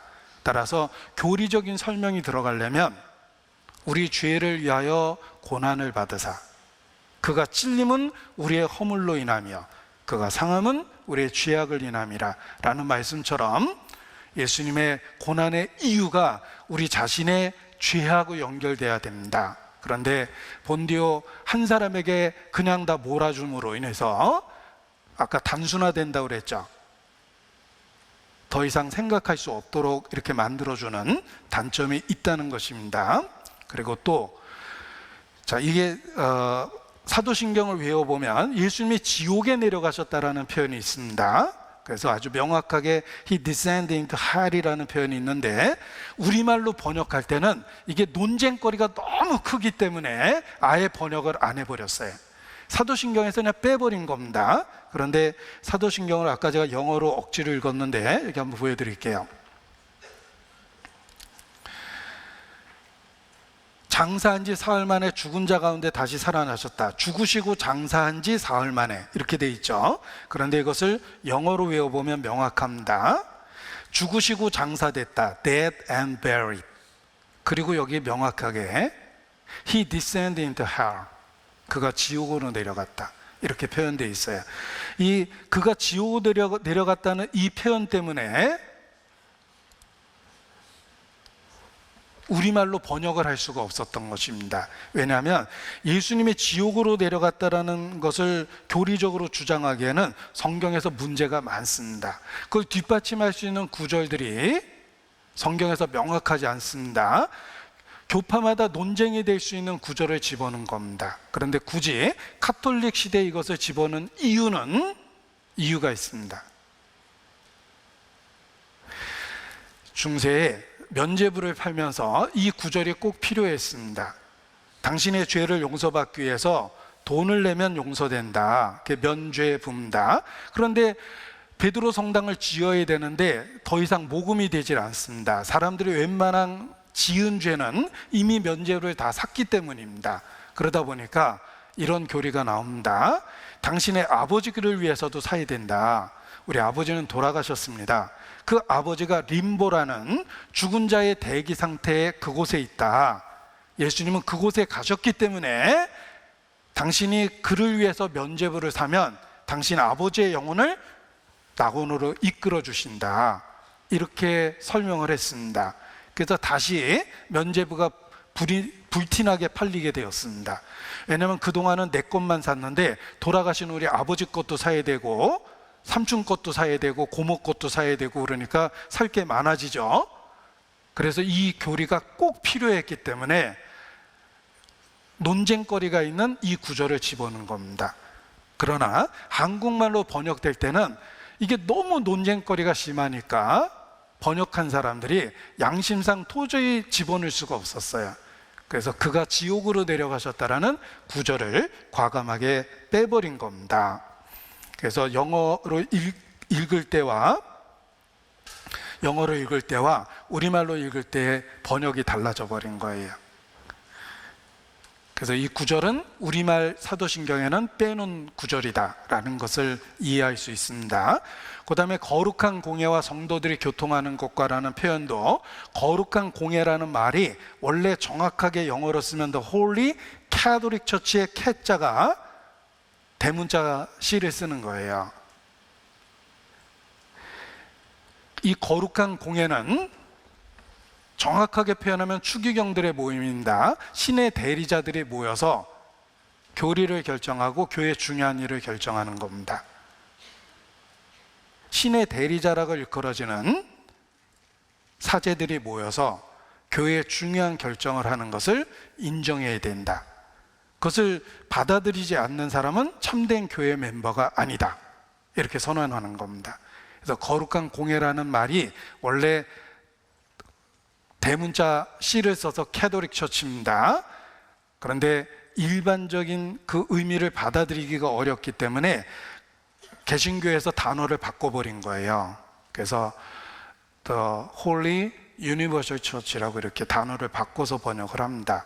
그런데 원래는 대문자 C를 써서 카톨릭에 있는 그 공예의 그 권한을 인정해야 된다. 그것을 인정하지 않는 자는 이단자다. 이렇게 표현한 역사를 갖고 있다는 것입니다. 그리고 성도가 서로 교통하는 것과 이것도 카톨릭식의 번역은 모든 성인의 통공을 믿으며 라는 뜻인데 이 saints라는 말이 우리는 성도라고 생각합니다. 믿는 형제 자매를 성도라고 그러죠. 그런데 원래 사도신경이 담고 있는 성도의 그 성도라는 말은 saints, 성인이란 뜻이에요. 성인은 일정한 높은 수준에 있는 그리스도인들을 의미합니다. 그러니까 보통의 그리스도인이 아니라 바울이나 베드로나 역사 속에 이름을 남긴 유명한 성인급의 수준의 성도들을 saints라고 그러는 거예요. 그래서 성도가 교통하는 걸 믿는다라는 원래의 뜻은 이미 죽은 하늘에 있는 수준 높은 성도들과 성인이죠. 우리가 표현하는 saints, 성인입니다. 땅에 있는 성도들이 서로 교통한다는 뜻이에요. 그래서 죽은 성인들의 이름을 부르면 그들이 갖고 있는 그 엄청난 공로를 내게도 나눠줘서 내 기도에 응답이 된다예요. 그래서 가톨릭에서는 죽은 성인들을 추앙하고 여기저기에 그들의 상을 만들고 거기에 엎드려 존경을 표시하고 그들의 이름을 부르고 기도를 합니다. 왜냐하면 그들은 하늘에 있는 성인들로 자기가 천국에 가고도 남을 만한 공로를 갖고 있기 때문에 내가 부르짖으면 그걸 갖고 날 도와줄 수 있다는 거예요. 우리가 돈으로 생각해 보십시오. 내가 회비 낼 돈이 없어요. 좀 부족한데 돈이 많은 형제가 있거든요. 날 도와주고도 충분히 남을 만한 돈을 갖고 있어요. 그러면 형제님, 제가 회비가 모자라는데 2만 원만 보태주세요, 이럴 수 있는 것처럼 성인들은 높은 수준의 공덕을 갖고 있기 때문에 그들의 이름을 부르면 도와준다는 뜻이에요. 그런 의미를 갖고 모든 성인의 통공을 믿으며라고 고백을 했습니다. 근데 개신교에서는, 기독교에서는 받아들일 수 없는 이야기죠. 그러니까 우리는 어떻게 해석하냐면 이 땅에 있는 구원받은 형제 자매들이 서로 교제하고 함께 신앙생활을 하는 것, 그것을 의미한다라고 해석을 바꿔서 가르치는 겁니다. 그러니까 원래 갖고 있는 의미가 아닌 해석을 바꿔서 가르쳐야 될 만큼 심각한 잘못된 교리를 갖고 있는 것이다, 이런 뜻입니다. 그래서 하나님이 금하신 것 중에 하나가 죽은 자의 이름을 부르는 겁니다. 신명기 18장 하나님이 싫어하시고 하지 말라고 명하신 것이 있습니다. 신명기 18장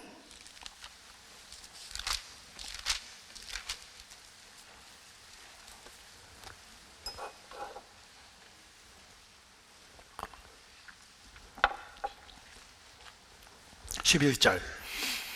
진언자는 주문해 오는 겁니다. 간단한 말을 반복해서 종교적 효과를 노리는 것, 이게 진언이에요. 짧은 말을 계속 반복하는 종교들이 있죠. 끊임없이 그걸 반복합니다. 기독교 안에도 이런 교파가 있어요. 오주에서 아멘, 오주에서 아멘, 오주에서 아멘. 이런 그 진언자, 이게 간단한 말을 반복하는 주문해 오는 사람, 신접자, 박수, 초혼자, 너희 중에 용납하지 마라. 무릇 이런 일을 행하는 자는 여호와께서 가증히 여기시나니 이런 가증한 일을 인하여 네 하나님 여호와께서 그들을 네 앞에서 쫓아내시느니라. 하나님이 가증하게 여기는 것 중에 하나가 죽은 사람의 이름을 부르는 거예요.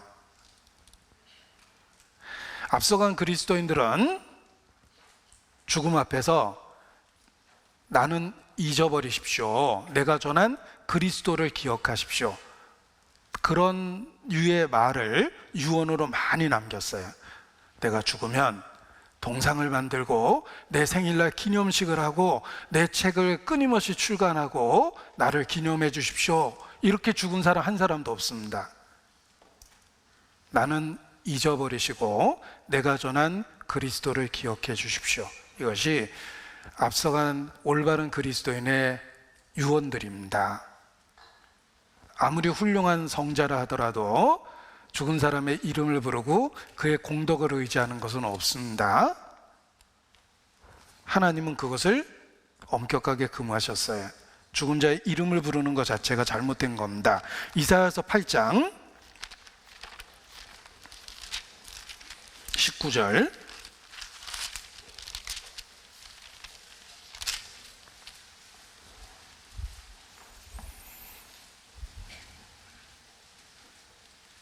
제가 읽습니다. 혹이 너희에게 고하기를 지절거리며 속살거리는 신접한 자와, 귀신 들리면 뭐라고 계속 쫑알쫑알 하잖아요. 그분이 오셨어요. 그러고 쫑알쫑알 됩니다. 지절거리며 속살거리는 신접한 자와 마술사에게 물으라 하거든 백성이 자기 하나님께 구할 것이 아니냐, 산자를 위하여 죽은 자에게 구하겠느냐. 하나님이 계속 금하신 것 중에 하나가 죽은 자의 이름을 부르고 의지하는 겁니다. 그런데 성도가 서로 교통하는 것의 원래 의미가 The Communion of Saints인데, 이 Saints라는 말이 단순한 믿는 성도를 의미하는 것이 아니라 높은 공덕을 가진 성자를 의미한다는 거예요. 그런 의도로 만들었기 때문에 이거를 그대로 외우는데 문제가 있습니다. 자, 우리말로 외웠을 때는 별 문제를 못 느끼지만 원래 갖고 있는 영어로 외우거나 아니면 그 원래 담고 있는 뜻을 새겨보면 문제가 많습니다. 그런데 굳이 이런 문제가 있고 성경적이지 않은 표현을 담고 있는 것을 공적 모임에서 암송할 필요가 있을까?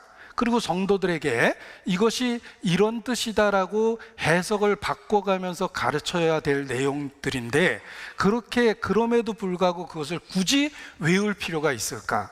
이렇게 생각했기 때문에 공적 모임에서 외우지 않게 된 겁니다. 핵심적인 내용을 담고 있지만 성경은 아니죠? 따라서 그 내용이 확장성을 갖고 있고 잘못된 교리를 담고 있는 것이 있다는 겁니다. 그래서 올바로 믿으려는 열정 때문에 오해를 받음에도 불구하고 공적 모임에서 사도신경을 외우지 않는 것입니다. 그리고 사도신경의 결정적인 문제점은 가장 중요한 핵심적인 신앙 내용이 빠져 있다는 것입니다. 복음이 빠져 있어요. 복음이 빠져 있다는 말은 예수님의 탄생, 죽음, 그 이유가 우리와 관계가 되어 있습니다. 우리의 속죄와 관련이 있습니다. 그런데 그러한 복음적인 내용이 빠져 있다는 거예요. 자, 바울의 설교로 돌아가 보겠습니다. 바울이 비시디아 안디옥에서 설교하고 있습니다. 짧은 글이 요약돼서 들어있는데 바울이 전했던 핵심적인 메시지가 들어있는 겁니다. 바울은 그 메시지의 결론을 어떻게 냅니까? 가장 중요한 클라이막스, 결론을 어떻게 내는지 보십시오. 사도행전 13장입니다. 비시디아 안디옥에서의 바울의 설교, 그의 설교의 클라이막스, 핵심이 무엇입니까? 사도행전 13장 보십시오. 바울이 설교의 결론을 내고 있습니다. 38절. 그러므로 형제들아, 설교의 결론입니다. 그러므로 형제들아, 너희가 알 것은 이 사람을 힘입어 죄사함을 너에게 전하는 이것이며 또 모세의 율법으로 너희가 의롭다 하심을 얻지 못하던 모든 일에도 이 사람을 힘입어 믿는 자마다 의롭다 하심을 얻는 이것이라. 자, 바울은 구약을 인용하고 예수 그리스도의 탄생과 그의 삶을 이야기해 줍니다. 그리고 끝을 내면 그래서 뭐? 우리 보고 어쩌라는 거야? 이런 생각이 듭니다. 바울은 자신이 전한 예수님의 결론을 내고 있습니다. 그러므로 형제들아, 이 사람을 힘입어 죄사함을 너에게 전하는 이것이며 이 사람을 힘입어 믿는 자마다 의롭다 하심을 받는 이것이라. 우리는 그 예수님을 통해서 구원, 곧 죄사함을 받습니다. 의롭다 하심을 받습니다. 하나님이 나를 있는 모습 그대로 받아주십니다. 예수 그리스도의 속죄 사역 때문에. 그런데 이 핵심적인 내용이 사도신경을 달달달 외워보십시오. 없어요. 빠져 있어요. 핵심이 빠져 있다는 거예요. 사도신경을 그대로 외웠다고 믿음이 생기는 게 아니에요. 그 예수님 때문에 죄사함을 받고 의롭다 하심을 받는 거예요. 그런데 사도신경은 믿음의 핵심적인 내용을 담고 있음에도 불구하고 가장 중요한 복음에 대한 설명이 생략되어 있다는 문제가 있다는 거예요. 그 예수님의 생애나 죽음을 우리의 속죄와 연결시키지 않고 끝을 내고 있잖아요. 그래서 단점이 있다는 것입니다. 자, 육체의 생명은 피에 있습니다. 사람의 형태를 다 갖고 있는데 피가 없으면 생명이 없는 거예요. 자, 우리 육체를 보십시오. 다 중요하지만 상대적으로 더 중요한 부분이 있어요. 심장. 중요하죠? 아까 제가 머리가 중요하다고 그랬는데 머리. 우리 몸은 다 중요하지만 상대적으로 아주 중요해요. 손가락 없는 사람이 있습니다. 팔 없는 사람이 있습니다. 다리 없는 사람이 있을 수 있습니다. 완전한 인격이죠? 사는데 불편하지만 그래도 살아있는 생명이에요. 그러나 머리 없는 사람 없습니다. 심장 없는 사람 없습니다. 그와 같이 성경에 부분적으로 우리가 잘못 알고 있고 부분적으로 잘못 믿을 수 있습니다. 그러나 생명에는 지장이 없는 경우가 있어요. 복음이 확실하면 그렇습니다. 그래서 복음주의자들 중에 오류가 있는 경우가 있어요. 부분적인 오류가 있을 수 있다는 거예요. 사람이기 때문에 과장되거나 잘못 알고 있는 부분이 있지만 치명적인 부분에 있어서는 온전하다, 틀리지 않으면 생명은 있는 거예요. 그래서 복음적인 모임 중에 부분적인 오류가 있는 경우는 있습니다. 그러나 육체의 생명은 피해 있습니다. 복음을 부정했을 때에는 생명이 없는 거예요.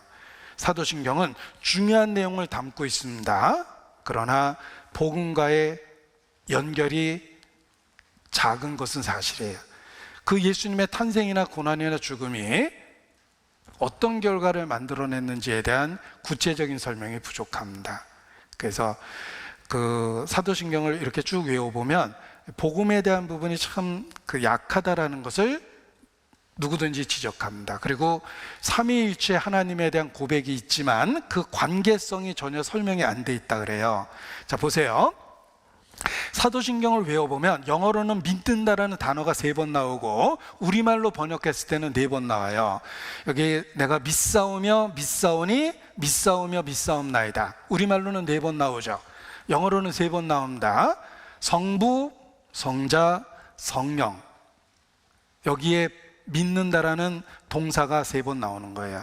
삼위일체 하나님에 대한 언급이 명확합니다. 그런데 그 관계에 대한 설명이 사도신경에는 빠져 있어요. 그 성부, 성자, 성령의 관계가 빠져 있습니다. 그래서 니케아 신조라는 게 있는데 니케아 신조를 만들 때에는 사도신경을 통해서 설명되지 못한 것들을 주로 설명하려고 그 니케아 신조를 만들어낸 겁니다. 교회 역사 속에서. 자, 사도신경은 핵심적인 진리를 담고 있다는 장점이 있습니다. 그래서 보십시오. 하나님을 믿고 예수님을 믿고 성령님을 믿는다라는 삼위일체 하나님에 대한 믿음의 고백이 있지만 관계성에 대한 설명은 없다. 그리고 부활과 영생을 믿는다라는 내용이 있다. 핵심적인 내용은 다 들어있습니다. 그래서 중요하고 무시할 수 없는 거예요. 그러나 그것을 공적 모임에서 외울 정도로는 문제가 있다는 겁니다. 공적 모임에서 외우기에는 성경이 아니기 때문에 여러 가지 잘못된 의미를 내포하고 있고 그것을 따로 설명해 주지 않으면 크게 오해될 부분이 있기 때문에 사도신경을 공적 모임에서 외우지 않는 겁니다. 특히 영어권 문화에서는 못 외우게 해요. 왜냐하면 그 영어로 읽었을 때는 The Holy Catholic Church라든지 He descended into hell, 예수께서 지옥에 내려가셨다라든지 이런 표현이 그대로 나오기 때문에 혹 잘못된 교리를 받아들일까 봐 오히려 영어권에서는 안 외우는 경우가 훨씬 더 많습니다. 그런데 이상하게 대한민국에서만 사도신경을 공적 모임에서 외우지 않으면 이단이다라는 이런 이야기를 합니다.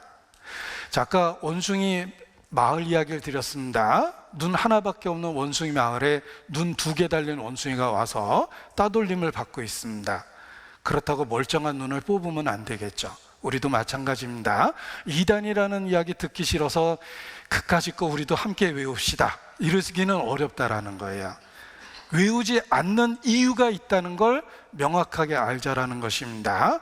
더 성경대로 믿고자 하는 열정 때문에 오해를 받음에도 불구하고 안 믿는 것입니다.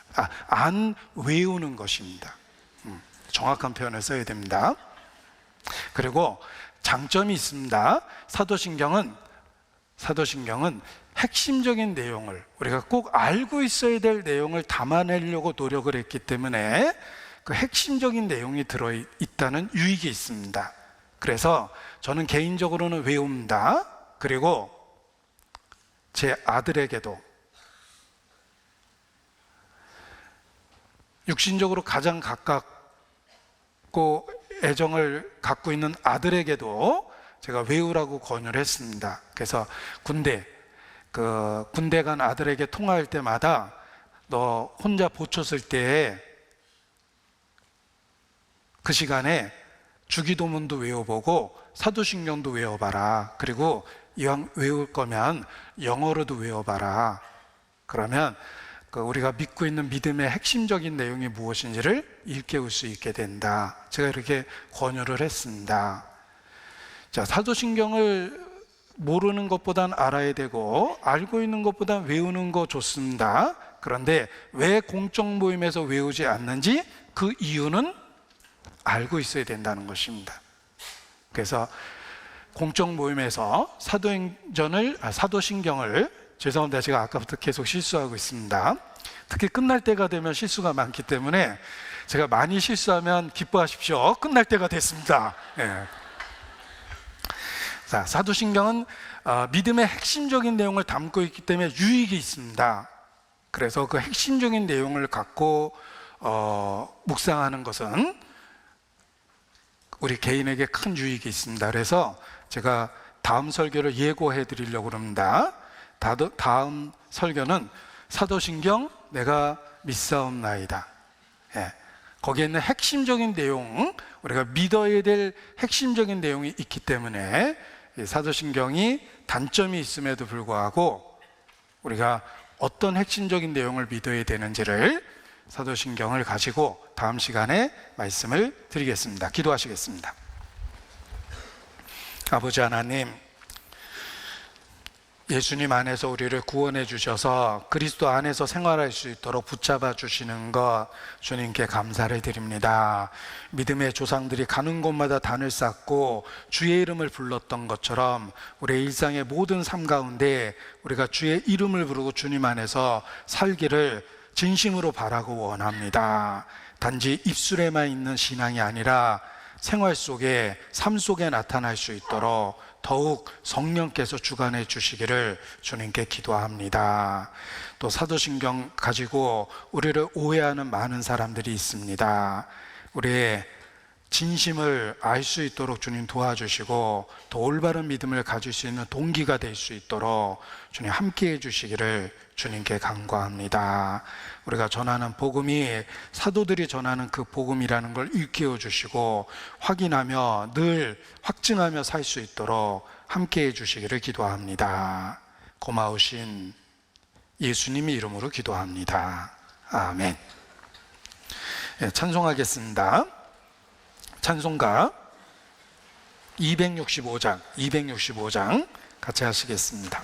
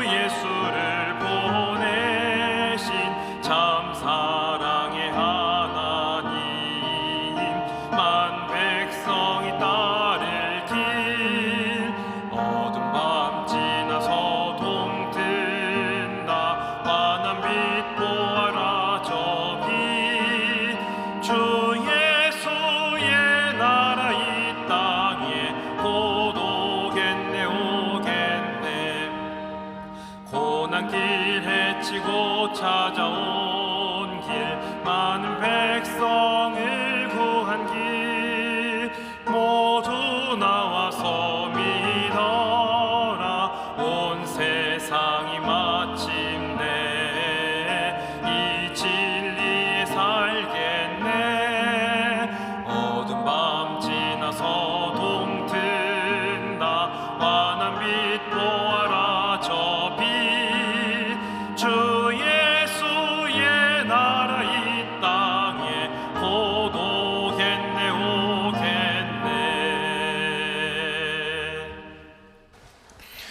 광고 말씀 있으시겠습니다.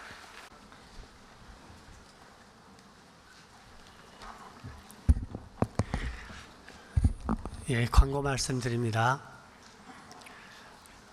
서부 선교회 전도집회와 대학부 전도집회가 9월 11일 월요일부터 15일 금요일까지 있습니다. 서부 선교 전도집회는 최영욱 목사님 인도로 오후 7시 30분에, 대학부 전도집회는 김영호 목사님 인도로 같은 시간 오후 7시 30분에 전북대 훈산 건지 하우스에서 있습니다. 서부 선교회 10교구에서 봉사를 해주시겠습니다. 2023년 추계 수양의 안내입니다. 9월 22일부터 25일까지 3박 4일 일정으로 갈릴리 수양관에서 추계 수양회가 있습니다. 미리부터 기도로 준비해 주시고, 또 이를 위한 봉사가 9월 8일 8시 50분에 수양관 청소를 위한 봉사를 어머니에서 80여 분이 다녀오시게 됩니다. 개별 숙소 신청 안내는 교회 소식지를 참조해 주시기 바랍니다. 오늘 오후 2시 대강당에서 전체 임원 모임이 있습니다. 오후 5시에는 상담인 모임이 있습니다. 어머니의 원례회가 9월 5일 화요일 오전 9시 50분 이곳 대강당에서 있습니다. 이번 주는 구역 모임 주간입니다. 청년의 임원 수련회가 9월 8일 금요일 순창교회당에서 있습니다. 다음 주에는 6교구 특별 순서로 전체 모두회가 있습니다. 전북권 교사 수련회가 9월 10일 오후 2시 50분 교창교회당에서 시작됩니다. 교회 입구 대로변에서 오후 1시 30분에 버스가 출발합니다. 생명의 빛 9호로가 발간되었습니다. 부교구장님께서는 서적부에서 수령해 가시기 바랍니다. 성도 동정입니다.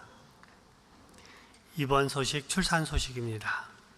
정수일 자매께서 입원 중이시고 대장병원에 입원 중이십니다. 위로해 주시기 바랍니다. 63구역 김결 형제님, 신다솔 자매님께서 등려하셨습니다. 축하해 주시기 바랍니다.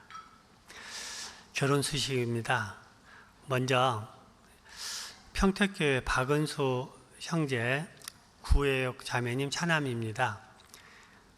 박은수 형제와 제주교회 차하영 자매님은 제주교회 차윤환 목사님 장녀입니다.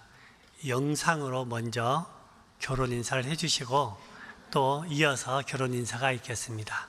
먼저 영상으로 인사를 듣겠습니다.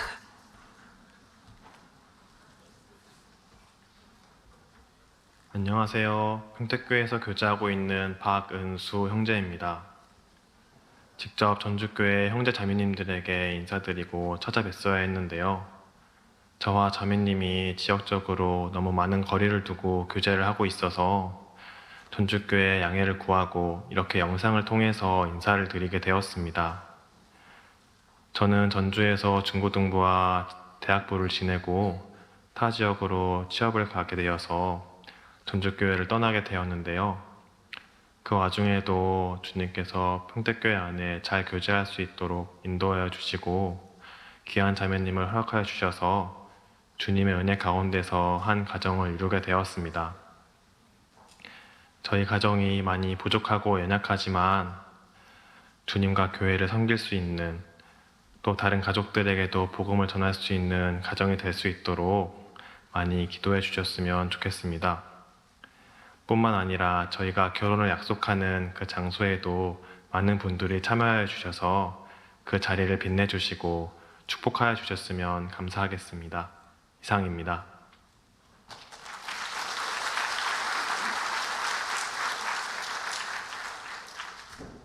전주교회 형제자매님들 안녕하세요. 99년 8월 7일에 구원받고 제주교회에서 교제하고 있는 차하영 자매입니다. 하나님의 인도하심 가운데 박은수 형제님과 9월 16일 오후 1시에 평택교회당에서 결혼식을 올리게 되었습니다. 저희 가정이 항상 하나님을 기쁘시게 해드리고 형제자매님들을 섬기는 일에 항상 쓰임받는 가정이 될 수 있도록 형제자매님들의 많은 기도 부탁드리겠습니다. 감사합니다.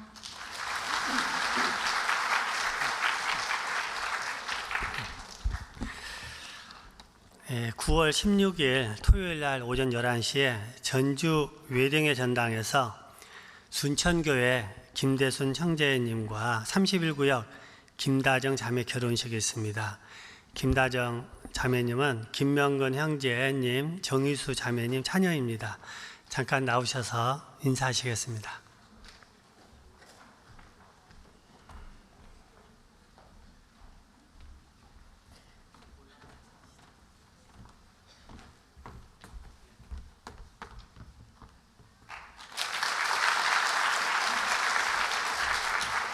안녕하십니까. 2003년 8월 10일에 구원받고 전라남도 순천교회에서 신앙생활하고 있는 김대순 형제입니다.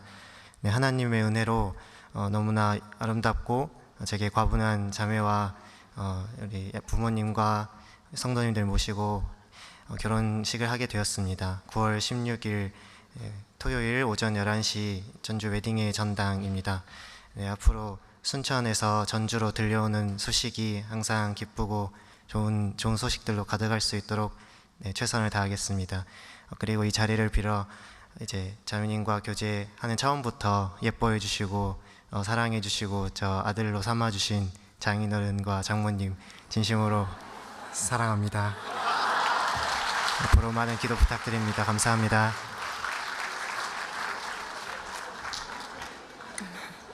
네, 안녕하세요. 2011년 1월 28일에 구원받고 평강부와 엘린카페에서 봉사하고 있는 김다정 자매입니다. 전주교회에서 나고 자라 결혼 인사를 하는 지금 하나님께서 제게 주신 큰 은혜에 감사드립니다. 결혼이 목적이 아닌 교회 안의 복음을 위해 쓰임받는 가정이 되는 수단이 될 수 있게 함께 기도해 주시면 감사하겠습니다. 결혼식에 오셔서 기도와 축복 부탁드립니다. 감사합니다.